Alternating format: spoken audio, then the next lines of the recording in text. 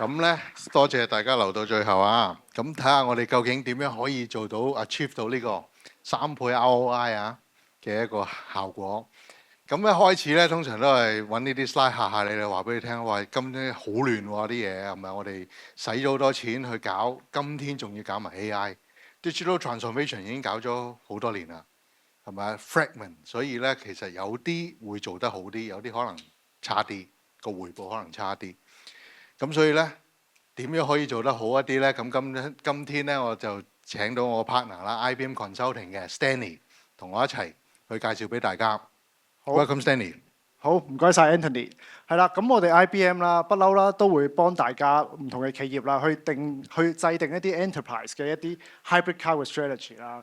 咁其實過往嘅幾年，我哋都幫唔同嘅客戶去做到啦。好似啱啱 Anthony 所講啦，可能有30% 嘅一啲嘅客戶，可能佢喺個 public cloud 嘅或者係成個 hybrid cloud 嘅 transformation 係特別成功嘅喎。點解咧？其實我哋就歸納咗以下嘅5點啦。咁其實仲有一點係好重要嘅，就係佢有揾到我哋 IBM 嘅合作啦。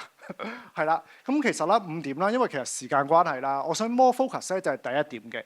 其實喺成個 hybrid cloud 嘅 architecture 啦，其實咧大家係需要咧用一個 product 以 product 為中心嘅一個 mindset 咧去設計成個 hybrid cloud 嘅 architecture 嘅。咁呢個嗰個 product 啦，唔係講可能 AWS 啊、Azure 啊、GCP 啊、Red Hat，而係講緊你哋企業嗰啲 business 嘅 product，譬如俾你哋嘅 enterprise 嘅 internal 嘅同事用啦，你哋嘅 external 嘅 stakeholder 啦，或者係你哋嘅 end customer。只有呢個 product centric 嘅 mindset 可以套入到 architecture，先可以令到你哋成個 ROI 可以達到3倍。點樣去做咧？其實呢一個 mindset 最重要一點就係佢令到 cloud 呢一樣嘢唔係淨係視為一個 public cloud，係一個成個 cloud as a strategy。佢哋可以係透過一個整合嘅策略啦，將所有嘅平台可以歸範為一個 single plane 去做。咁呢樣嘢就變相令到成個 operation 或者你哋成個 development 嘅 experience 就更加好啦。好，咁我哋喺下嗰個 slide 啊就會見到，係啦，咁大家都坐咗4個鐘啦，不如我哋喐下隻手啦。大家覺得自己嘅公司其實而家係咪 run 緊一個 hybrid cloud 嘅咧？好，我數3秒啊。邊個覺得唔係嘅就請舉手啊！3、2、1，係啦，係啦，見到有1-2個啦。咁其實同我哋 IBM 嘅客戶咧都一樣嘅。其實大部分嘅 enterprise 咧其實都係行緊 hybrid cloud 噶啦。但係點解會咁樣咧？其實可能佢哋唔係好刻意嘅。但係隨住呢20年嘅 IT 嘅發展啦，佢哋一啲新嘅 technology、一啲新嘅 project，或者佢哋買咗啲 SaaS 嘅 solutions 啦，變相其實佢哋已經係行緊 hybrid cloud。但係呢個 hybrid cloud 其實唔係佢哋特登想設計嘅喎。咁我哋會 classify 呢啲叫 hybrid by default， 係慢慢咁演變而成嘅。但係啱啱所講嗰30% 成功嘅企業係點樣嘅咧？其實佢哋係有一個係 hybrid by design 嘅 design 嘅。其實佢就正將呢個 product 嘅 mindset 點樣可以由唔同嘅架構啦，譬如可能係 public cloud、edge 再加 on-premise， 令到佢哋可以係一個整體去做，一個 single plane 去做。咁你見到其實左手邊 by default 佢係一個一個嘅孤島，其實你好難去 manage， 亦都喺個 development experience 可以係好差嘅。但係佢 hybrid by design 咧就可以 single plane 去幫手做呢樣嘢啦。所以我哋根據呢個過往嘅經驗啦，我哋又做咗呢個 hybrid by design 嘅 framework。咁根據我哋嘅統計啦，我哋同唔同嘅客戶去做啦，其實佢對比一個純粹 public cloud 或者 private cloud， 其實可以做到3倍嘅 ROI 嘅。係啦，咁之後下一個 slide 啦，我哋就會講咧，其實我哋成個 framework 主要就係 product lead by design 啦，啱啱所講啦 ，integration 啦，因為你冇一個好嘅 integration 去 integrate with 你 internal 嘅 system 或者你嘅 stakeholder 嘅 system 咧，其實都係好難去做呢樣嘢。最後就係 technology by design， 點樣可以透過一個 integration 一個 technology 令到 across 唔同嘅 platform 都可以做到一個 consistency， 係啦。咁之後咧，我哋會基本上我哋就 break down into 12個 domain 啦，就可以令到企業咧可以點樣喺唔同嘅層面可以做到我哋呢個 hybrid by design 嘅 framework 啦。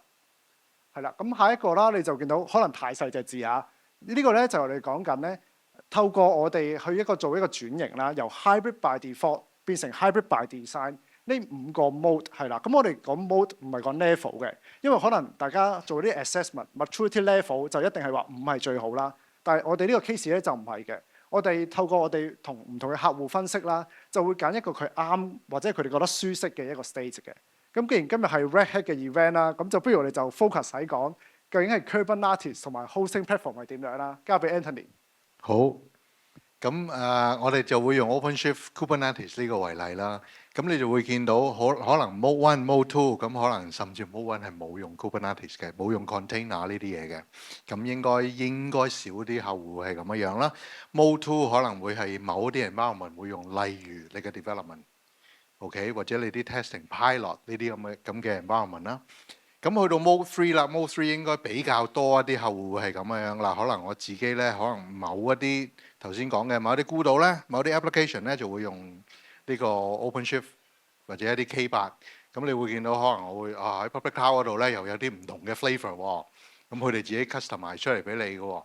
咁所以咧呢個會形成個咩問題咧？就係好，我已經有去咗一個新嘅效果啦。咁但係你會見到就我需要樣樣我都識，係咪啊？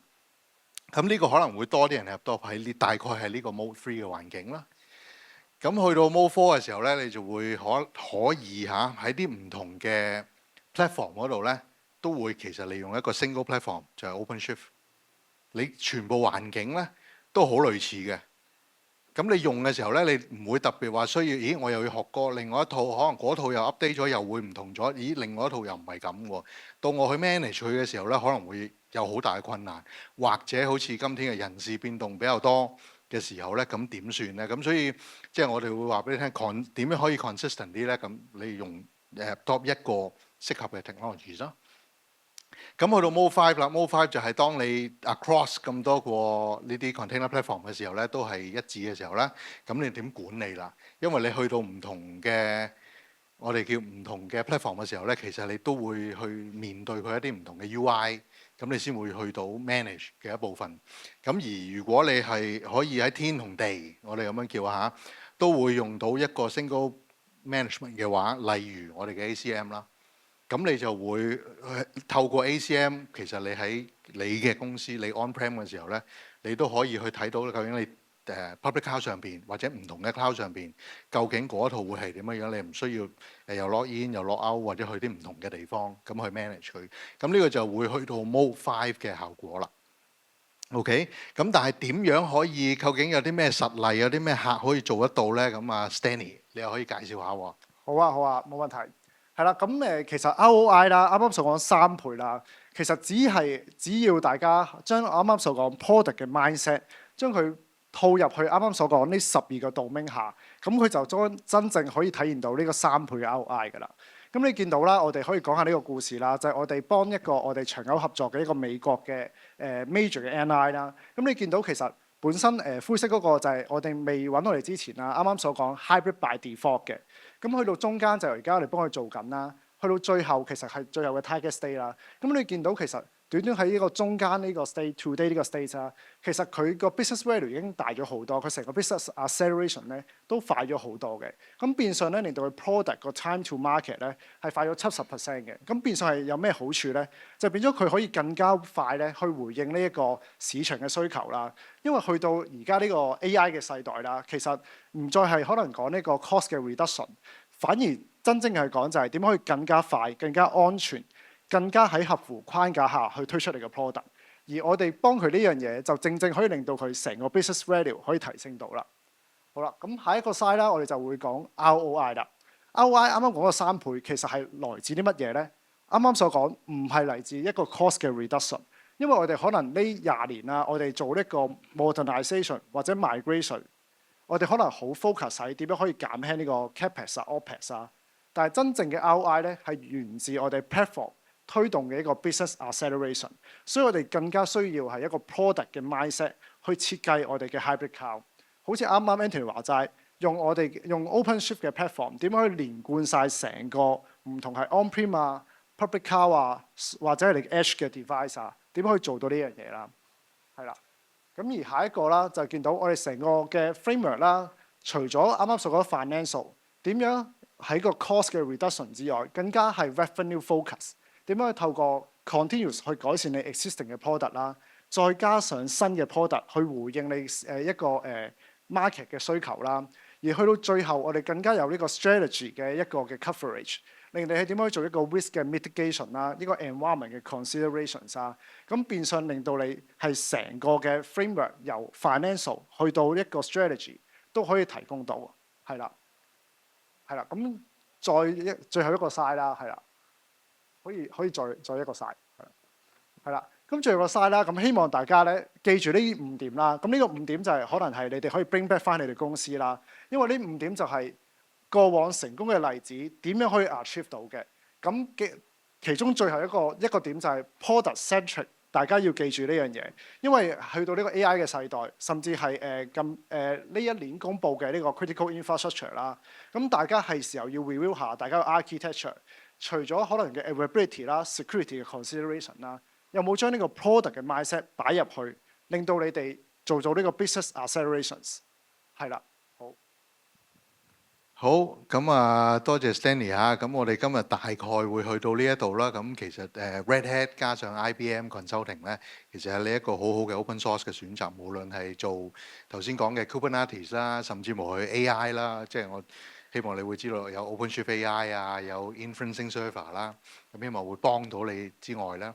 咁如果有需要嘅話咧，你可以 scan 呢個 QR code 啦，去揾我哋去繼續去研究究竟可以點樣幫到你哋嘅。好，今日就到呢度啦。